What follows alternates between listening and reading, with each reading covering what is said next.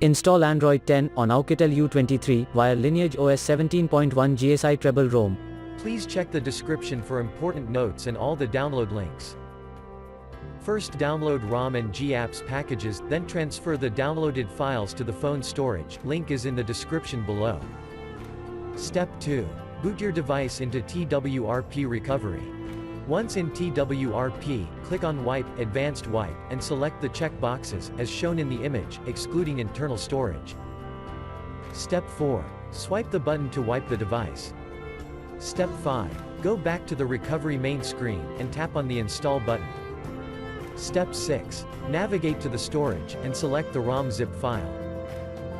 Step 7. Finally, swipe the button on the screen, to install ROM file. Step 8. Flash the GApps zip package, in the same manner. Step 9. After GApps flashing completes, select Wipe Cache and Dalvik from bottom left side of screen, and swipe to wipe. Step 10.